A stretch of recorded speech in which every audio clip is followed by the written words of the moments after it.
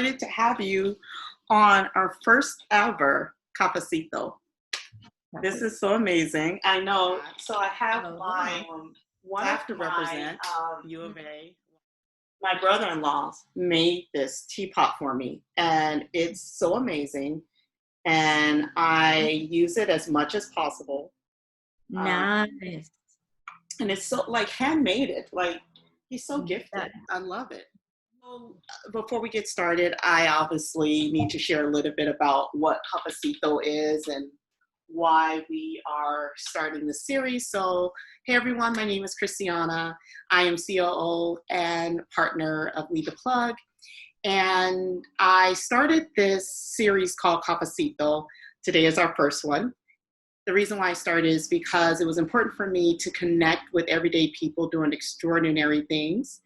I find that oftentimes we don't celebrate that enough. We always look for those that are really high up the ladder, whether they're a celebrity or someone that has just made it big. We oftentimes don't connect with them until they're far into their journey and have found a great amount of success. And that's inspiring and motivating. I realize what really pushes me is when I connect with folks like Ruth, and we'll hear her story in a little bit, as well as others that are like her who share their journey, what it's like as they're going through the process. So that's a little bit about Cafecito. The term comes from back in the day. I used to work in nonprofit space. I worked doing community mobilization before I started this entrepreneurial journey. And one of the things that I love most is going out in the community and working with folks to help them transition from the place that they were currently at to a higher, more successful space. And so Cafecito came from a program that we were doing with undocumented women who was dealing with domestic violence. And one of the ways that we were able to get involvement from that community and find such great success is that we created something called Cafecitos, where we would meet up at the home of a trusted friend, and that's where we would have our meetings and over coffee. And so again, it's just a term that's very special to me, and I wanted to share with all of you all. And so, yeah, that's why we're here. So without further ado, I want to introduce amazing Ruth. Ruth, thank you so much for agreeing to come on first ever episode of Cafecito. It's my pleasure and honor to be invited and be able to be out there sharing with you. I'm Ruth Young-Loaeza. I'm the CEO and founder of Genius on Development, and I'm the inventor of the bed sheets, an idea that I came out in a period of time when I was struggling, but I'm glad to be here. Thank you. And I can't wait to see what amazing people you're going to be bringing to this series. Oh my gosh, thank you so much. We met last year at the launch in June of 2019. And I think for me, I was just blown away. I had talked to Luis, my business partner, about who was going to be part of our pitch event. We were doing a pitch event for founders who had a product that they were ready for investment. And Ruth was one of the 8, I think it was 8 a total that is submitted. And I remember you and I were off to the side. You may not remember this, but you had pulled me off to the side because you were talking to me about your deck. And you wanted to know how was it going to work? Was I going to put it into the machine and it was going to project for you? We were talking about that. And you kept saying, I'm waiting for my daughter, and my daughter is coming. And I just thought that was it was so lovely because it just showed how important family is to you. And I don't know if she was able to get there in time because it was a parking situation, but before we get into all that, I just want to kind of hear about you and you know, a little bit about your background. Like, how did you even get to where you are today in this beautiful home with this amazing invention? And again, you're still in the throes of it, but yeah. My background is in house, the cleaning business. So I started cleaning houses basically after living a very violent relationship with my children's father. I actually left the home and went to live to a shelter for abused women. Wow. So after being there for a few months, I was able to get an apartment, and that's when I started working cleaning houses because I had a 1-year-old, a 2-year-old, and a 3-year-old. I didn't speak any Ruth, wait, say that again. You said a 1, a 2, and a 3-year-old. God bless you. My children right now are 25, 26, and 27. Oh. Yes. So, yeah, I didn't speak any English. I didn't have a car. I was in that shelter for a few months. And while I was there, I was able to purchase a small car, and I gathered enough money to get a tiny, tiny little apartment. And that's when the journey of my entrepreneurship started. I decided that I was going to work in a job that allowed me to have my children because I couldn't afford to pay a babysitter. So fast forward, I started cleaning houses. I was cleaning houses the way I clean my house. So I humbly share that my mom taught me how to clean, and apparently I was doing a great job. And about 6 months, I have already my schedule full. And it was all word of mouth, people referring me. And so I did that for until, okay. So anyway, I clean houses for about 18 years. I'm going until that point where I met my husband, and I continue cleaning houses.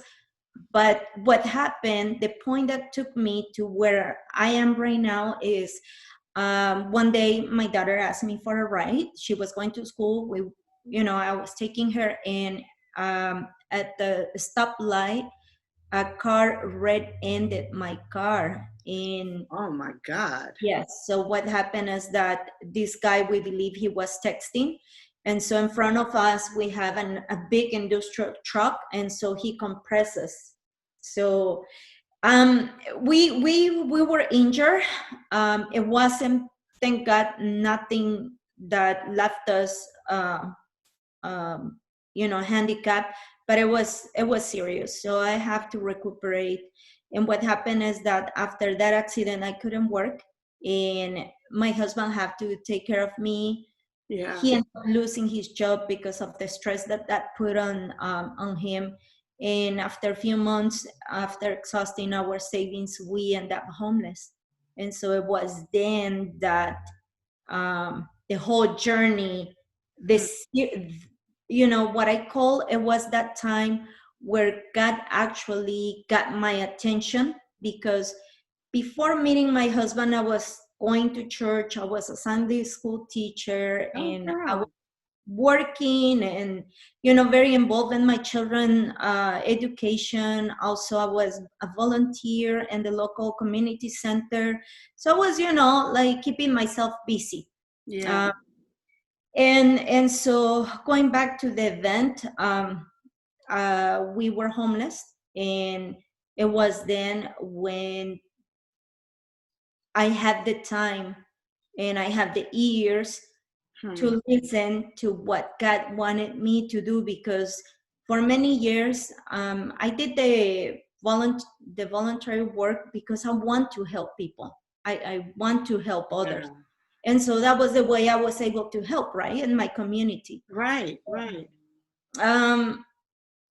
During the period of homelessness, I actually realized that, I have some gifts I learned through the time that I was cleaning houses, and I will look at products that I thought, why no one has improved this thing? This is kind of obsolete, or why no one does this, you know, little things here and there. So it was, when I couldn't move, I started doing some drawings, and later on I started doing some, you know, simple prototypes. And so that's when basically I started working on my inventions and ideas. And I realized now, looking back, that that needed to happen in my life in order for me to bring the gifts and talents that I was asking God, like, you know, what are my talents? Yeah. But I never was paying attention to listen. Well, these are your talents and I want you to use them. And so now I understand that that period was necessary in my life in order for me to move to the next level. And so that's right there. I'm sorry, I gotta take a moment, because it is rare that we're able to embrace, appreciate, say thank you for the trial, for the tribulations. And I know that, I mean, I grew up in church too. And now, you know, I'm very much a spiritual person, and you know, a lot of things I practice, and it's so easy to say, like, you know, I'm blessed and I'm too blessed to be stressed, or, you know, all the little catch things that we say. But when you're talking about being in the midst of struggle, like what you're describing, of what some people would say is like, where you're like, I would give up, you know, like I'm at the brink of homelessness, or I am homeless, where I am no longer able to function at the level that I had built my life. There's so many levels to unpack here. I mean, you had come from this painful experience with your husband and the domestic violence, and then you got back on your feet, and then you were brought back down. And it's kind of like, you know, in those moments we go, why God, me? Like, or we get angry, like, I don't deserve this, or we want to blame. And like, what got you to a place of like being able to say, thank you for taking me through this? Or even when you were going through it, how did you find a way to stay in the fight, to not the relationship with my children's father was violent, to the point that I decided to leave when I found myself with a phone call wrapped around my neck. And potentially become, if I would have not left that relationship, I would have become probably a statistic. I was single for 11 years until I met my husband, my now husband. And what I do, I don't know why, I think it's like a defense mechanism that I implement, and I just learned it for being a single mom for about a decade. That, I mean, I'm giving you the condensed but you have to learn from the struggle. When my husband, unfortunately, we end up homeless. When my husband gave up, because giving up, I was thinking, personally, I was thinking, how do you give up? Like, what is other option? Like, do I get involved with drugs, with alcohol? I mean, no. To me, it was like, there is no way I will push myself deeper than what I was, because I feel like I had rock bottom.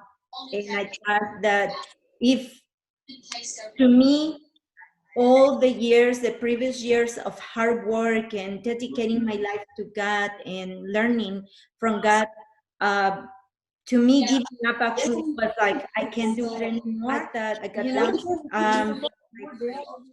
I'm gonna see what I can do to pull myself up. And I used to get out of to this field. We were living behind a church, a Korean church. I'm so grateful to that people, because finally the last 8 months of homelessness, we were finally having a little bit of peace and not having people, the police coming to kick us out of whatever parking lot we were staying. And so, but it was during that time that I would go in the nighttime and I would just walk around with my hands up saying, I thank you for allowing me to have health. I thank you for allowing me to be with my husband and have food, and I will see what I had, not what I didn't have. Before this trial, we had a decent apartment. I mean, we had my car, my husband had a car, he has his work job, I had my job, my cleaning business, everything was stable. It was fine. But the way I see it now is that God knows what we all, the gifts he has given to us. Now, I humbly share that I believe that some of the inventions I have created will help a lot of people. And I believe that it wasn't a good idea for me to have those innovative ideas that I came out while working and just keep them to myself. I heard this guy ask in a preaching, this pastor saying, you know what is the richest place on earth? And I remember I was driving on the freeway when I was listening to that preaching, and then he said, the cemetery. And I was like, what? The cemetery? Yeah, that's where I'm like trying to follow here. The cemetery? yeah, he said, because that's where all of the treasures of this earth, most of the treasures are buried. All of those talented people, all of those great books that were not written, all of those amazing ideas that people took with them, and gives. And I feel chills right now sharing this with you because I started crying and I was like, that is true. And I don't want to be on my deathbed if I have that opportunity. And look around to all of the gifts that I had and I'm going to take with me because I didn't take the time to share it with the world. I mean, only God knows who's going to be benefited by it, but by all means, let the world experience what you have to offer. Because it's because of that we can enjoy beautiful the technology. I mean, beautiful houses, the amazing cars, I mean, television. If that people that came up with those ideas hadn't shared them with the world, we wouldn't have what we are enjoying at this moment. And so I just see that we need to just keep improving or sharing what we have with the world. And that bring me to the point that I realized that fear was stopping me. And many times the situations, but you have to be fearless somehow and focus on what is it that you want for your future. In my case, I didn't see defeat as an option. My goal was just to go back and have an apartment, but God is so amazing. God is so awesome that He's been opening doors. And actually, I live in this beautiful house, which I was sharing with someone just yesterday, that my first house that I ever cleaned is just few blocks away from here. True story. And I always thought, oh, you have to be rich to live here and to have a house like this. And, look at that. Look at how man, there is, right there when you were talking, I had a moment of remembering something that someone once told me, is that when you are going through the valley, know that there's always going to be opportunity for you to rise back up to your peak. And sometimes you are allowed to be shown where you are, where you were in comparison to where you are now. So for you to be able to look down the street or a couple of blocks over and see, oh yeah, I used to clean and just dream of being in this space. And now I'm in this space. Yes. I own a place here, you know, and I marvel at your tenacity, and obviously your strength comes from within and your relationship with God. But moreover, you are trusting the process. You know, talk to us a little bit about that, trusting the process in all of this. So you got to a place of seeing the of progression in certain areas, and what made you say, oh, you know what, I'm going to create something? I think the first things first. I learned that I have always been a person that analyzes everything. I don't know, that's my brain, but I realized that I needed to have a plan. And once I remember that what pushed me that day to decide to go and get the real prototype done for the bed sheets, the idea that I have had forever. One morning, my husband woke up annoyed because the bed sheet kept, popping off the mattress. Oh, yes. I decided that day that I was going to take care of that. But it's not like you have a blueprint of how you're going to do things. But as long as you have an idea where you want to go, and that I knew many, many years before, that I wanted to help people. I wanted to help others in any way I can. Started so when my husband realized that I have created this bed sheet, and so we went on to protecting the idea, right? And then I started educating myself. Keep in mind that all I knew, even though I come from a family where my dad is a professor, retired professor, my mom in Mexico used to work for the government. Still, when I actually dropped out of college, so I didn't have that. I was an entrepreneur, but how to use computers, just the basics. But when I started looking into protecting my idea and seeing the potential, I started actually educating myself. Even though I didn't have the time to go to school, I would go clean houses, come back, do some Googling, and YouTube and Google were my first mentors. But at this point, actually, I have right now the University of San Diego helping me with some of the, a lot of the work that involves into bringing your product to market. Yes. So the process has been an awesome journey because I have spent the time to see what resources are available for me, because cleaning houses, or there was no money for me, like to be, getting to pay for my bills. And so basically what I started implementing was I made it my goal to find how or what I could tap in to get the necessary help in order for me to keep advancing. It was just, I started by attending Women Business Center. I actually made it my mission to attend the conferences at the headquarters of the United States Patent and Trademark Office. And I've been attending. You could actually attend those meetings as well. Would you attend them online?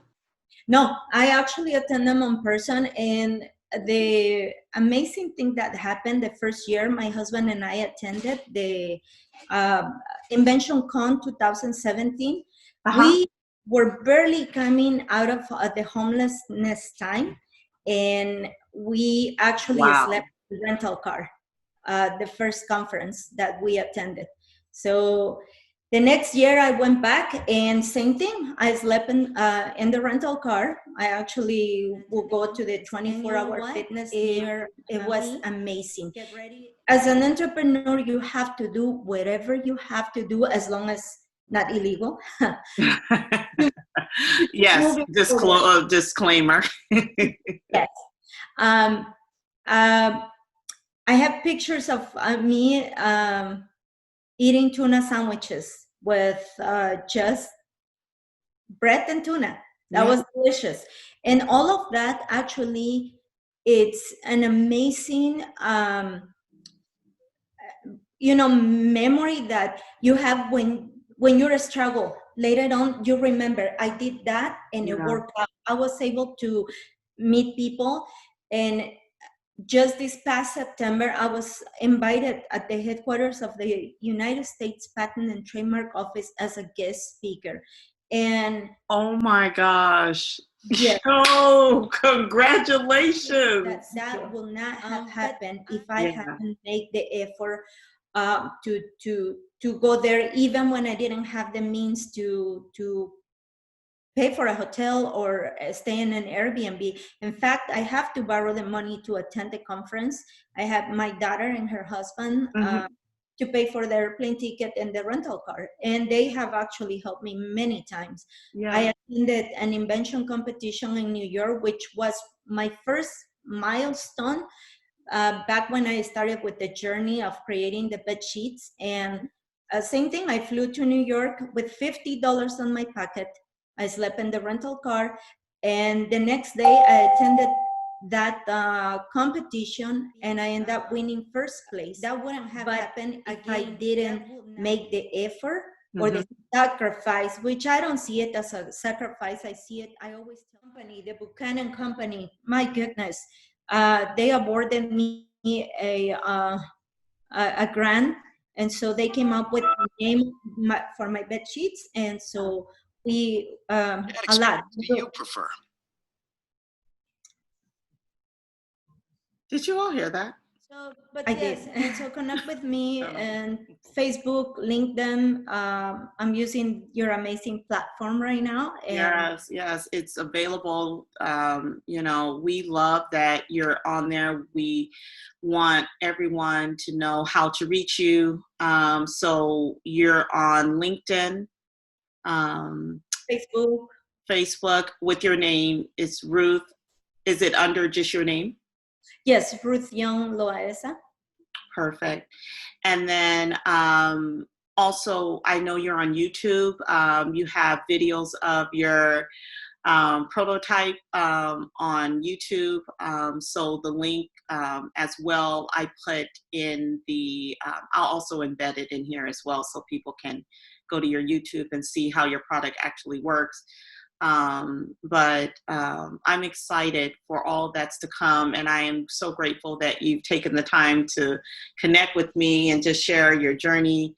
I got it choked up early on when you were talking, because it's just inspiring to me what you've done, what you will do. In closing, tell me a little bit about how, you and I have had offline conversations about this whole pandemic and what we're doing to help ourselves stay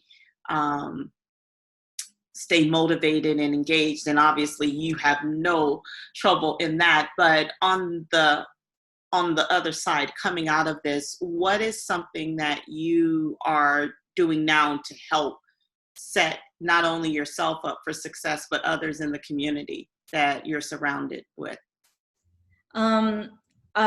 So I didn't have time to watch movies or TV or any of that.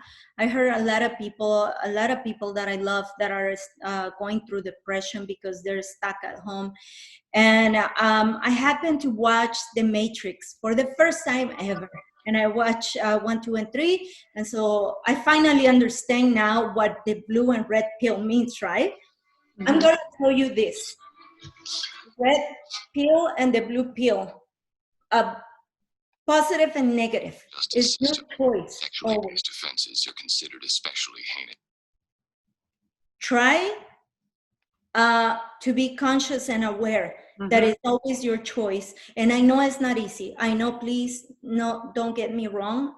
Like I said, I know firsthand through family and friends that are going through depression. But I have been in that situation when I started feeling sad and started feeling something inside me that is pulling me down, but I choose to not let it happen. I get up, and if I go for a walk, go for a walk. Just be aware of all the beautiful things that surround you. And you know what? We all have issues. I have stuff that are, great, they're previous, but I choose to believe that there is a brighter future for me, and I'm working towards that goal. So what is helping me to stay afloat right now is to, when I feel that I can't go on anymore, it kind of feel like a waste of time to be watching TV for me personally. But when I get to that point that, okay, no more work, I've been working for 10 hours straight on my startup, I'm gonna watch a movie. I'm gonna watch a funny movie, or I'm gonna go ride my bike, or I'm gonna go or attend the webinars. I've been attending so many webinars. I've been meeting people that you wouldn't believe. I mean, I have met spoke to him directly, the founder, the Boots, the UGG, very famous. The UGG? The founder of UGG? Yes, this morning I spoke to the founder of, one of the founders of the LA Fitness. Oh my goodness. Oh, I have spoken to, the inventor of the strip that goes to in the back of the credit cards. I have made it my mission to speak, and not only speak, but surround myself with people that are connecting me to greater levels. And by that I mean people that will inspire me. People that will, when I hear their stories, it's like, oh yeah, I'm gonna do that. And you know what? I don't have time to be depressed. I don't have time to be sad, because I'm so busy thinking about, oh, this guy did this. Oh my gosh, it's amazing. Go to Facebook. There are tons of webinars where all you need to do is click the link and stay connected. Just like with you. And I'm amazed, and I'm so happy that I met, I met Luis first, and I met Luis to somebody else, but I ended up meeting you. And now I'm meeting more amazing people. And that's the way it works. Keep connecting with people that will inspire you to move forward. Stay healthy. I don't know. I don't consider myself an inspirational speaker at all. I'm just sharing from my heart that it works. It works. If you're trying to feel sad, kick it to the side. Don't pay attention. It's your choice. Take whatever, the red or the blue pill. I'm always going to go for the one that is going to take me, pull me. Oh my gosh, I love it. Well, muchas gracias, Ruth. Thank you. Oh gosh, B is waving to us right now. He joined in as well, and I know he's going to reach out. He's also one of the members on the platform, and I'm sure he'll be reaching out. He was sharing some thoughts as well. I love his background. I love it. I love it. Same. Well, again, one day I'm gonna meet Oprah. Oh yes. One day I'm gonna meet. That's happening. Oh, he switched it to Nikki. Okay. Well, thank you again for taking out the time and all the madness of my connections on this end. But again, for me, that's what these cafecitos are all about. They're just, us, rolling with the punches, because life is going to throw them to us, and it's up to us whether or not we're going to concede to it and stop, or are we going to just say, well, let's keep rolling. So I thank you for being that person as well. And I cannot wait for when quarantine is over and we can come out and hug each other again and have tea and whatever good bites there are to enjoy in person. So again, thank you so much for your time. Blessings. And we look forward to continuing working with you. Yeah, thank you. And I'm looking forward to meeting you in person and hugging you. And we already met. I'm sorry, to see you. No, I know. Stay healthy and stay safe. Thank you so much. You too. Bye. Bye.